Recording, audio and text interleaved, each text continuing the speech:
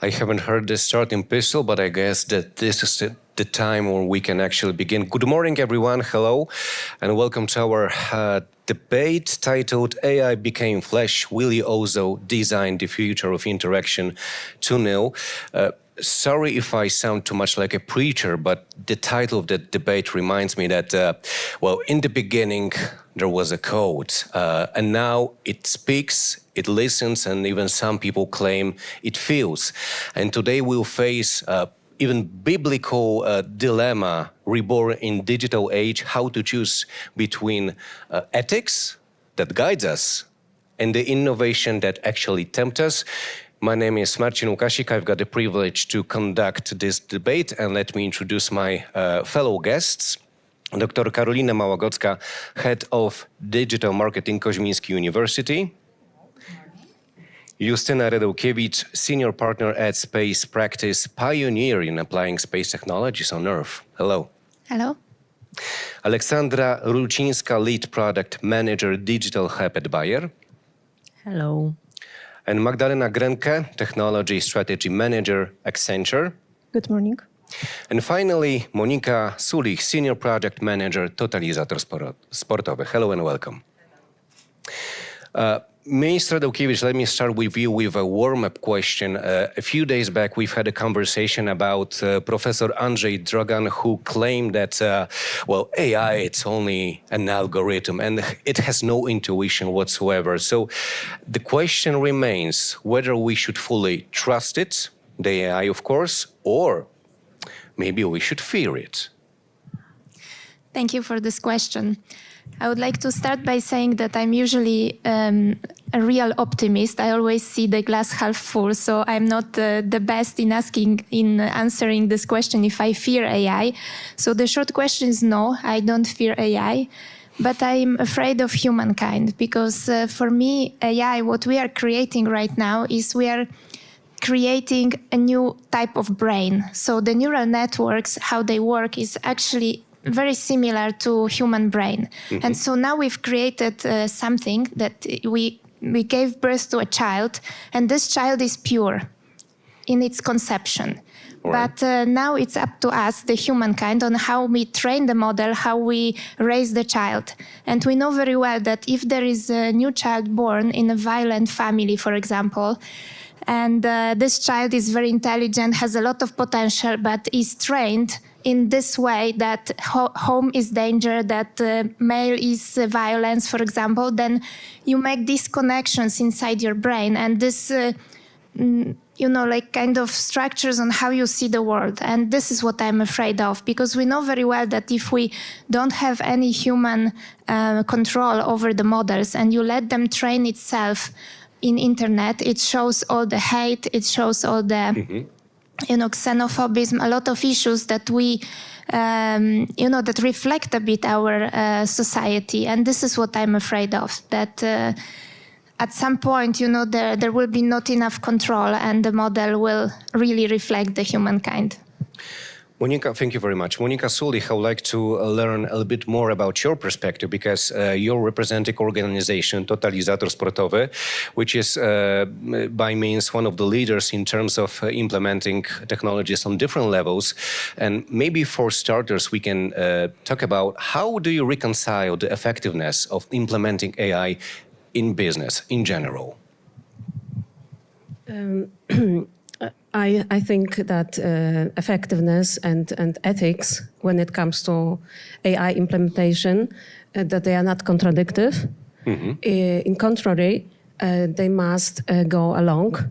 So, from my perspective, an effective implementation of AI is also an ethical one, and especially in organizations like Totalizator Sportowy. The compliance with all regulations. Now we talk about AI Act, for example, and the social responsibility. This is a key part of our activity. So this is fundamental to us. And I believe I liked very much the analogy with AI, like raising a child, because I fully agree that now we are at this moment that the child is born, and we have to approach this like, you know, an education. So this must be a responsible process, not a one-time event, but a responsible process that we, as users, as deployers,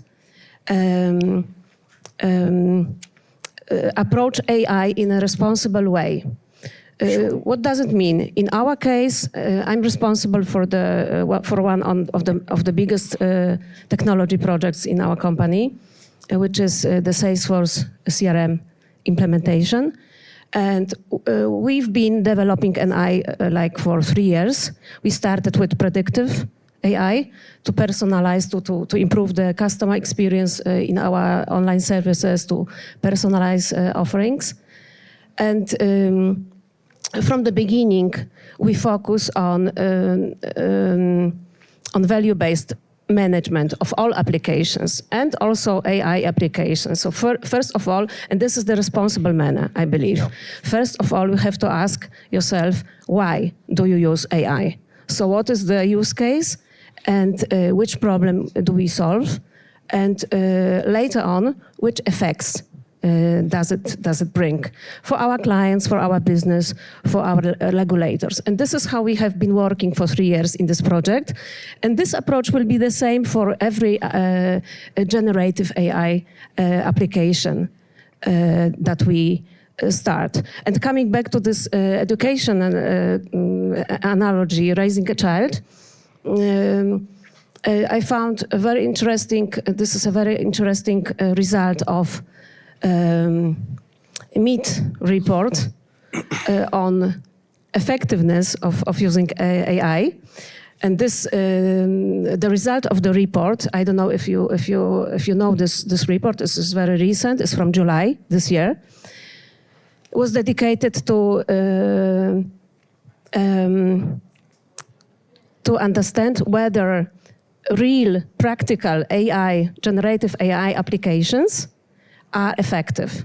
Mm-hmm. And the result is very negative, because it says that only 5% of this pilot Gen AI applications at companies that they really create real value, that they create ROI, you know. And for me, it was a surprise reading what is the reason behind. So the reason behind is not the lacking quality of model. It is not the regulation barriers, but the real reason is lacking learning process of the model. Mm-hmm. You know, so that the model is not adapted to the business process sufficiently. It doesn't know well the context. It doesn't know the exceptions, etc. And this is, I believe, very much the human work. Thank you so much.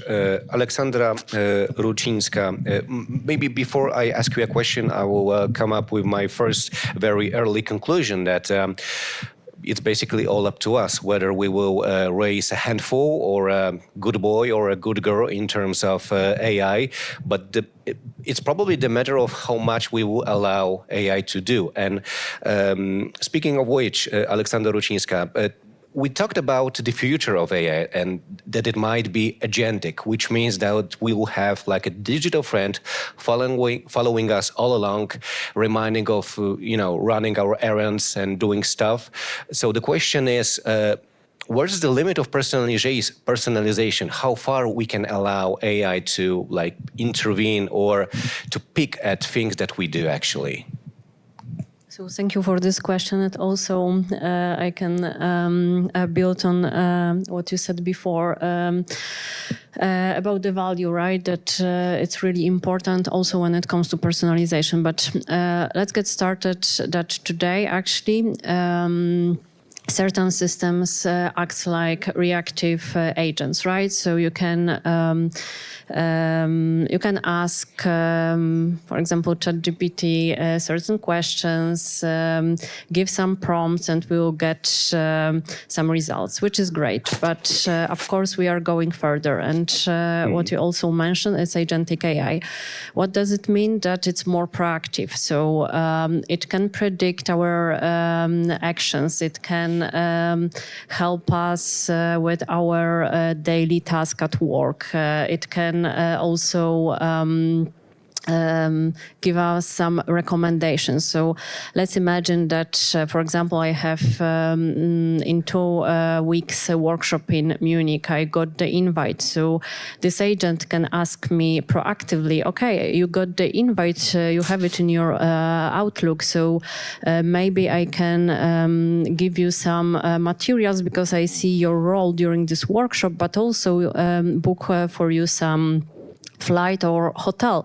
The last time you were in this hotel, do you want to book the same one? So this is also about the personalization we are talking about, right? So it learns based on our habits, based on our previous decision, what to do. But when it comes to limits, for sure, it's not about what AI can do, it's about what AI should do. So when it comes to this question, it's about helping us with our daily task, but not influence our emotions. So not intrude into our private lives.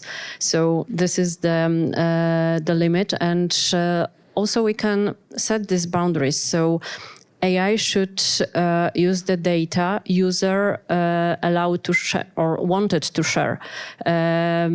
User also could stop, modify or undo some actions. It should be also possible, even it's based on our previous decisions, previous actions, but still we should have this control to make some changes, modify. So from my point of view, AI, we shouldn't do AI more human. We should make humans more empowered by AI. So that's from my point of view. Dr. Karolina Małogocka, I saw that you were waiting for your time to represent your take. Before the debate started, we talked about something that we can describe as a digital unfreedom or non-freedom. And it reminds me a little bit of what Ms. Rucińska said in regards to how we can create AI more human and to which extent we should allow AI, for example, read our emotions. So how do you feel about it? Are you optimistic, or does it fear you that probably someday we'll have an assistant that will be able to read our minds, describe our emotions, be aware of our thoughts? Okay, first and foremost, I really like that you somehow tied these questions to emotions and feelings. I would like to come back for a second to your introduction. You said the code was the first, the word was the first. Yeah. And the way how we describe things, I think, also shapes how we start to see things. So coming back to what Alexandra has already said, and I fully agree, that first and foremost, we should remain humans in the world of AI. The code wasn't first. We were first here. So digital unfreedom is actually a term which describes how technology can limit us, how it can shape our behaviors. Mm-hmm. It came from China, which I think it's not the role country. Role model. To be mentioned here. But anyway, this is the phenomenon taking place there. So they shape human behaviors on a bigger scale. So now the question arises: if we start to have AI closer to us, not only on screens but everywhere around us, listening to us, helping us, how we should actually now start talking, just debating and shaping also the regulations, but not only regulations, shaping also our view on AI. So it's helping us, not making decisions for us. So this is the digital unfreedom. It's not about social scoring as such. Okay. It's the situation when we start using it voluntary, but without noticing, the technology would take ownership on our decisions. Yeah, so I think this is very crucial nowadays. You said that in the MIT report, there was a conclusion that actually only 5% of actions taken with Gen AI brings any value. That's super important, because if we cannot see a value, maybe we should start limiting a little bit so we not generate negative value at the end of the day. Yeah. Magdalena Grinke, Accenture, we talked about your experience, and you're dealing with companies who are implementing AI on daily basis. And I ask you whether those companies are keen to invest in responsible AI. And you said that, well, it's not a matter of strategy. It's like a normal thing for the company that you're working with. When I compare it to what Dr. Małagocka said, well, it's not such a very common thing amongst all the companies around the world. So the question is, do those companies who are open to invest in responsible AI, do they see it more as a cost or something that can pay off in the future? What's your take on that? That's a good question. And I think that till lately, AI was like electricity, powerful but invisible. What we see in last months or last years, that as you said at the beginning, AI is changing. It's not only algorithms, it's not only some hidden data models, but it also takes shape, yes? We can see it, we can hear it, as you said, we can interact with it. So AI is becoming part of our daily life. It has a form. And with that comes a lot of the need for the trust. And we have a lot of international organizations that are starting to create regulations, like European Union, for example, AI Act, like Digital Act. UNESCO, UNICEF are creating a lot of frameworks for the particular frameworks, like, for example, for the protection of minors or for the healthcare. And I see that entities around the world, like especially governments, are investing in responsible AI. They understand that it's not only something nice to have, but that the fairness, that transparency, that safety by design are must. There must be part of the AI. As totalizator sportowe, for example, yes, they understand this is something that you need to not invest additionally. But if we think about some industries, for example, healthcare, if the AI models or the AI softwares that are reading CT scans or that are reading X-rays, they cannot be introduced to the market, even if the accuracy is of spotting the bone fractures or patients with some brain problems. Even if the accuracy is higher than the accuracy of professionals, they cannot be introduced to the market unless they're going through very long process of the approval of either FDA in the United States or EMA in Europe. It costs a lot of money. So it's not a choice if we want to invest in the responsible AI. It's just the matter of, do we want really to see the results that the AI can bring? Do we want to make it happen? Do we want to add it to our life? Or we want just to have it within the entity, within the organization, and have it not transformed to, for example, for further use.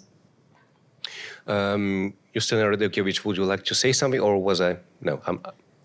Yeah, it's very interesting, the debate. I have a lot of thoughts, but let's continue. Okay, I had the impression that you had a comment to make on that. Anyway, so let's maybe continue with the aspect of ethics, because this is something what comes to my mind when I think of the notion responsible AI. But on the other side, we also have like the rule of law.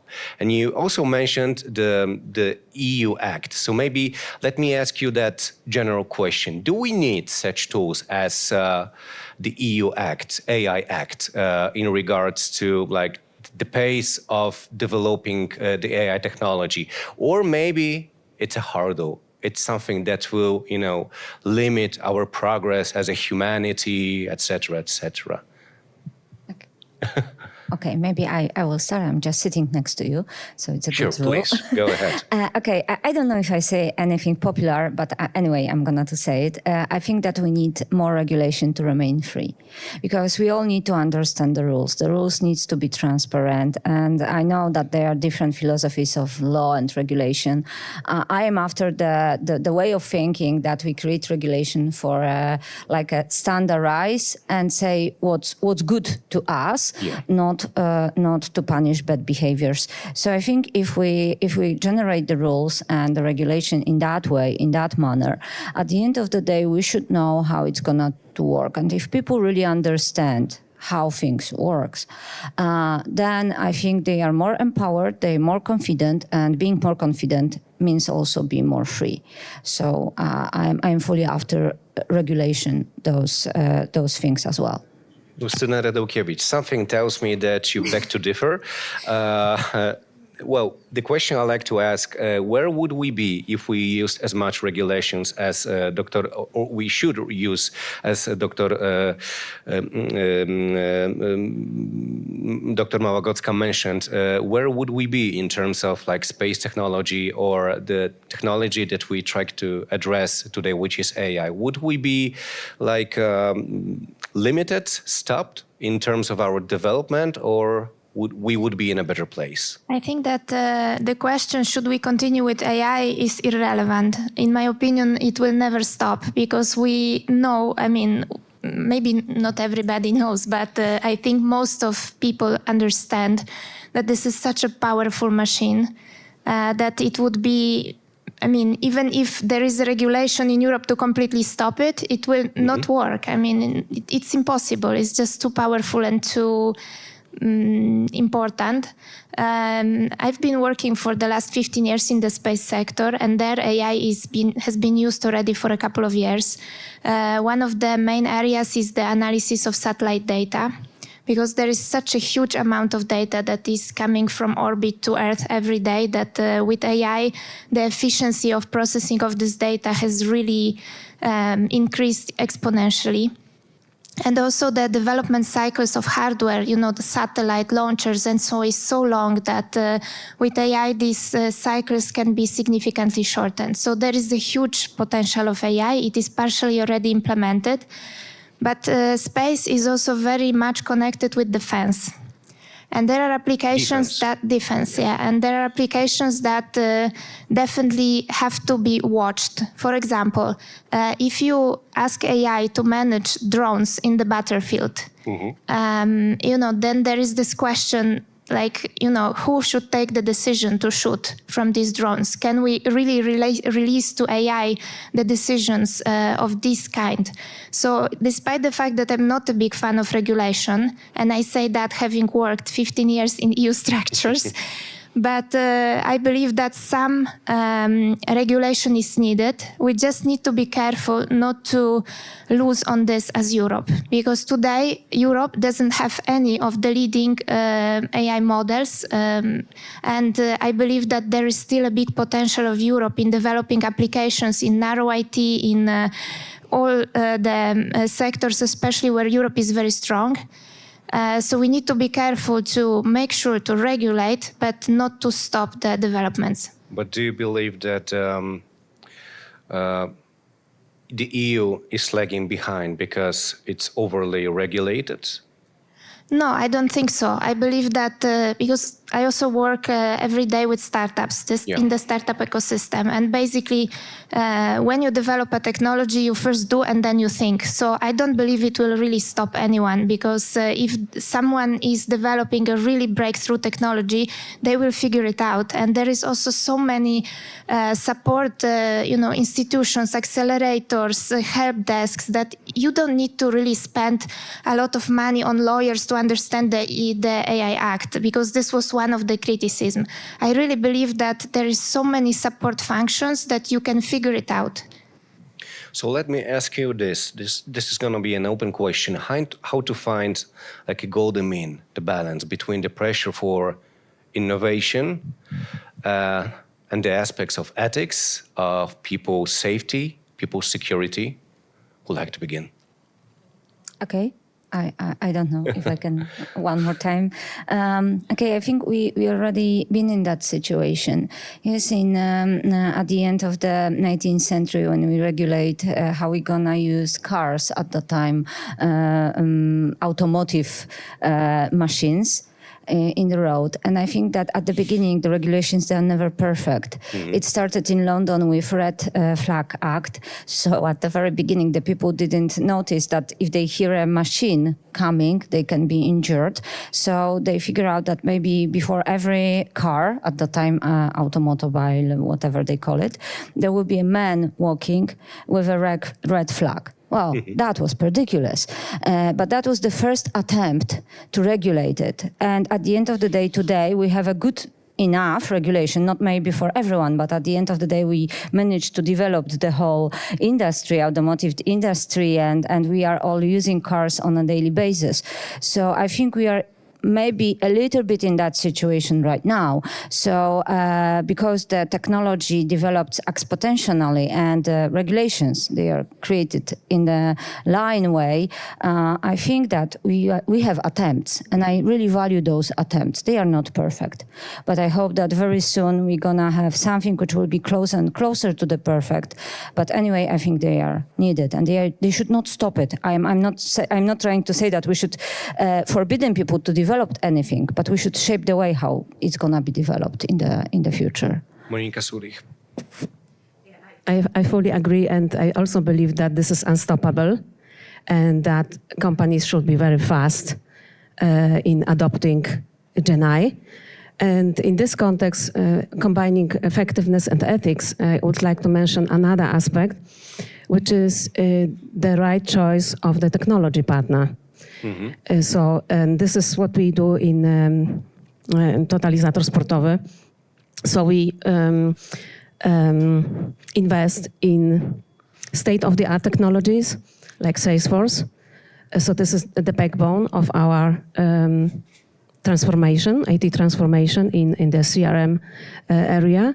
And why? Not only because Salesforce is, as we know, an innovative technology provider and gives us scalability and time to market, but also because Salesforce is a responsible technology partner.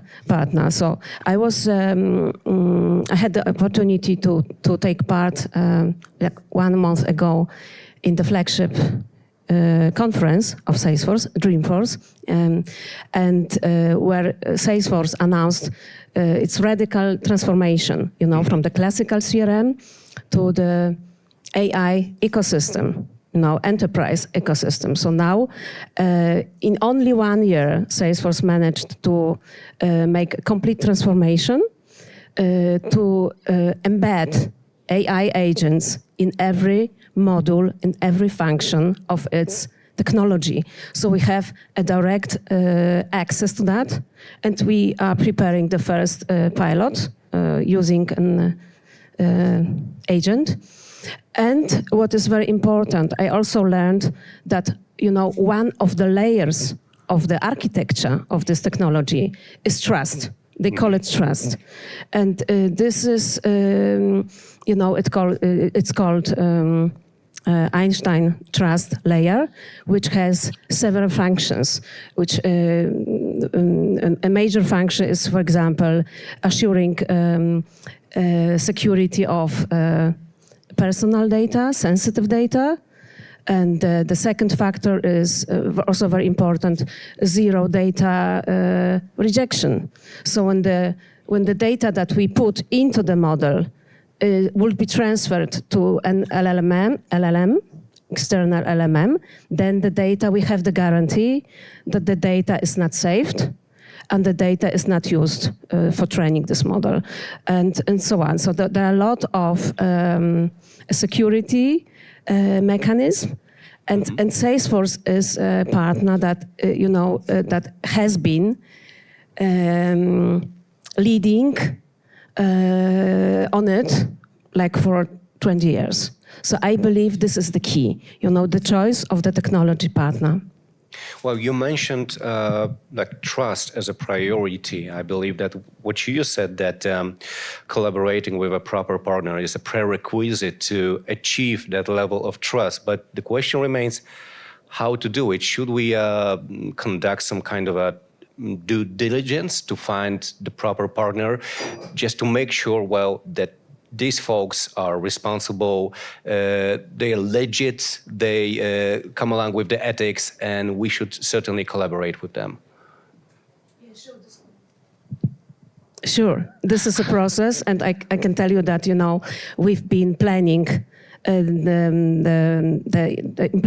implementation of a CRM Salesforce platform like for 2 years. So we've been implementing this 3 years, but then before this we had a long process, decision process, which took us 2 years, and we thought, oh my God, we are not effective, we are not efficient. But at the end, that was a good process, So definitely you have to compare. You have to set priorities. In our case, the priority is, as I mentioned, this responsibility and complying to regulations. Sure. Just coming back to the implementation of AI in companies, I support this, that it's really important to have a good strategy. Because on one hand, you can be completely free and let your employees use ChatGPT, but then really all your, let's say, company secrets will be revealed. Mm-hmm. And I'm not saying that they will actually upload confidential information, but knowing how AI works, that it creates analogies and it creates links, between these neural nodes, it's enough that, I don't know, let's say you work at Tesla and you search for certain technologies, I don't know, satellite data, right? Yeah. So you don't reveal any company secret, but the AI immediately connects Tesla and satellite data, and it thinks, why you are searching for this. And you see, you didn't even really upload anything. So if all the employees will start putting their questions, private questions, company questions, everything public, but all the network will be created. So this is really dangerous. And it's very important to act fast and have your own AI, and make sure that you can benefit from this technology and encourage your employees and train them to use this internal AI. And this, in my opinion, is really the need in the next 1 or 2 years. Mm-hmm. Otherwise, companies will really have big issues. Aleksandra Rucinska-Bayer, Magdalena Grega, Accenture, coming back to you as well with the same question I asked a while ago. How to reconcile the pressure on innovation with more ethical aspects regarding security and safety? So from my perspective, it's safety give us direction. So it's not a conflict between innovation and safety or regulations, because we need to be sure that we are implementing really secure solutions. We need to follow some rules. And for example, when we have a high risk solution, so we should have human in the loop, right? Mm-hmm. So it's about this autonomous systems, so they can act on behalf of us. However, at some point, when it comes, for example, to legal or financial influence, we should have a human who can stop it, or at least have this escalation path as well. So for me, regulations, of course, when it comes to companies, it's good to experiment, do it fast, do it using the latest technology. However, when it comes to implementation, we should take into account that we should consider security as well. So act carefully. So experiment fast, but when it comes to implementation, take into account security as well and regulations. And I think also it's important to think who is using the products. Mm-hmm. Because we are talking here about companies that I would say mostly are used by adult people, yes? But a lot of AI products are also tested by kids, by kids like in a different areas. Yes. So, for example, if we talk about ChatGPT, of course there may be employees that are putting some data, and they may be aware that some of this data may be connected to algorithm, and algorithm may based on that have some understanding, but we need to be very careful about the solutions that are directed, for example, that kids has access to, yes? Yeah. As I said, ChatGPT, they also can put any information. How to make sure that the information that they are putting are not too personal, for example, that are not revealing some information about their family, about their personalities. How do we use this data? And how this data is, for example, then used in all of the applications that we have in the phone. We all know that when we search for something in the internet, then, for example, some social media are bringing us a lot of adverts. If we think about the trust, it's important to think how to make sure that those are limited for example, minors. Yes, here there are also a lot of entities like UNESCO or UNICEF are really putting frameworks or some regulations that are for kids. There are countries like Denmark that are limiting the access to social media or to phones, for example, during the school's hours or for kids. So I think that the trust here, like regulations are important, but they are always, sometimes they are good looking on paper, and they are very important to be, but they are very difficult to track. And to implement, probably. So let me ask you this. In your opinion, who should have the last word in terms of whether a specific tool or application AI-driven should be implemented? Like the owner of the company, entrepreneur, or maybe someone from the legal department / ethical department, if there are any like that? I would say legal. It's always ends with legal, because when there are problems, like, there are interesting, you can subscribe to see the legal issues that are around the world related to AI. And at the end, it comes to the legal team. So someone has to take responsibility in the entity. And I think there should be also the balance between what we can do and, like, as it was mentioned, like, if you want to find a way, you will find to develop, to bring new solutions to the market. But at the end, we need to be sure that we are not imposing like any risk for the company, because it may come with huge cost, with companies losing, people losing trust in the companies, or companies even bankrupting. I believe that we all should take responsibility, because there will be a lot of AI, in different sectors, different AI models. And so, first of all, there should be some discussion on the really basic values. And you mentioned this regulation of cars, but I would go even lower. To the fundamental values that we want to transfer and train the model. So we have also some experience, with United Nations, basic human rights. So we were able in the past to agree some fundamental rights or values that could be trained. And then sector by sector, there should be some, agreement of what is allowed and what is not, because AI is like IT, it's so broad that I don't believe that there could be one regulation to say in pharma is this and in automotive is this, because there has to be the expertise of every single sector, in my opinion, taken into account. I cannot agree more, but nevertheless, I think that we need some general regulation.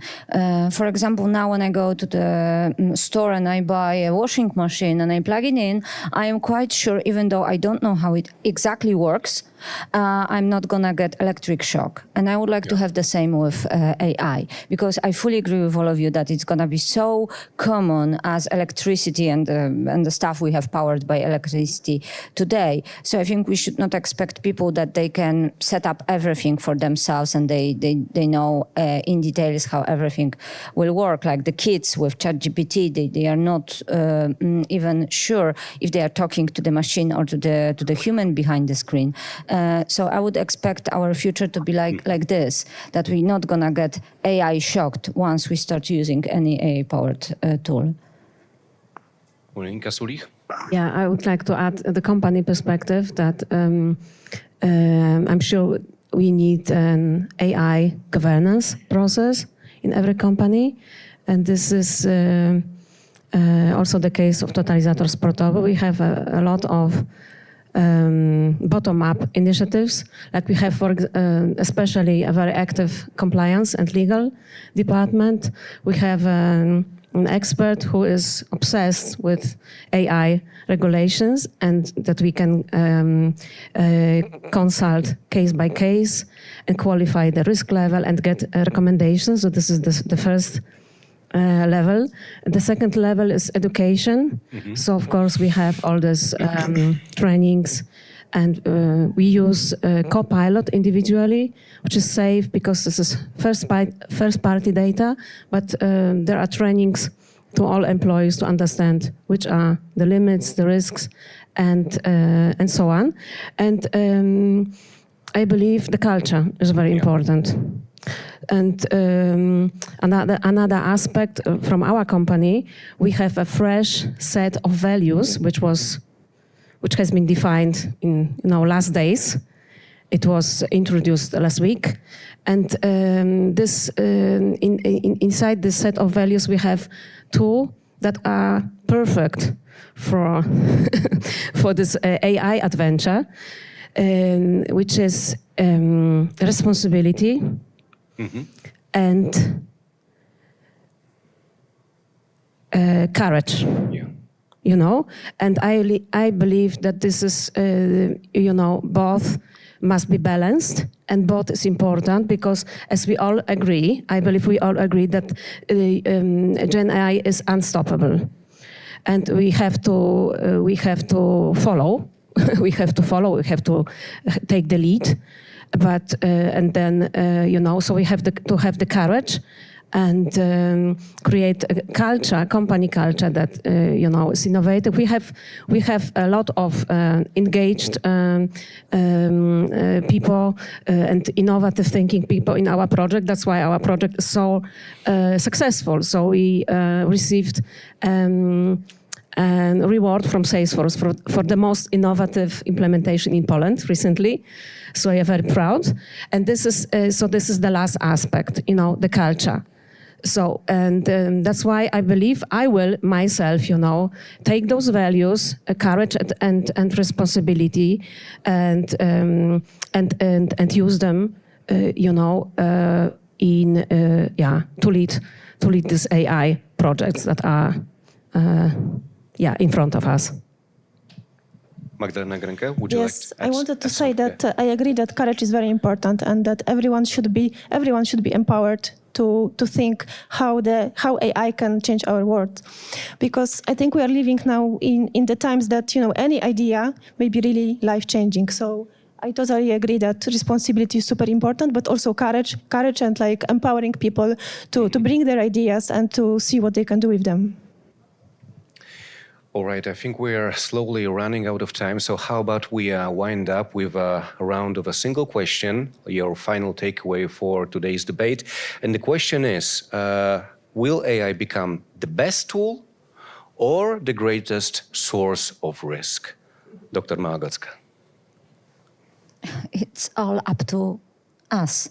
So I hope that we'll create a future with responsibility and be courage enough to make AI the best possible tool, but also not something gonna hurt us. So I'm optimistic, and I'm super happy to hear such a great views here. Justyna Radełkiewicz, are you equally enthusiastic? Obviously, I'm optimistic, and I have big hope in AI, really big hope that it will solve some fundamental problems that we have as humans. For example, how to keep peace in the world. Maybe it will figure it out for us. Or, some questions about the universe. I really believe that we will see amazing discoveries in the coming years. Aleksandra Ruczynska. So in general, I'm enthusiastic about AI. That's what we can tell. And I'm really, I believe that it will empower us with really also give us some space to do and focus on more strategical or more interesting things. However, I think that we also need to take into consideration that we should still think critically and not overtrust AI. So having in mind that if usually it gets the right answer, it's fine, but still remember that we should somehow verify it. So this is word from my side. Thank you. Magdalena Grenke. I think that AI is great if it doesn't take over our life, but augment it. Monika Sulich. I am excited about AI, and I believe, summarizing, that we don't have to focus on hype, but we have to focus on effects and on the responsible use. Well, based on your opinions and your shares, I can tell that the future of AI seems optimistic and promising, as long as we rely on some basic rudimentary values where we put a human being in the first place and later we think about technology. And I believe that it's also super important to put a huge pressure on many different authorities and companies who develop AI as well, to keep in mind that, well, the ethics are super important, as well as like the rule of law and many like initiatives, including the AI Act being developed by the EU. We should keep it on top of our mind. Thank you very much for today's debate. It was a great talk. Thank you. Thank you. So give it up to Dr. Karolina Małagocka, Justyna Redełkiewicz, Aleksandra Rucińska, Magdalena Grenke, Monika Sulich. Once again, thank you.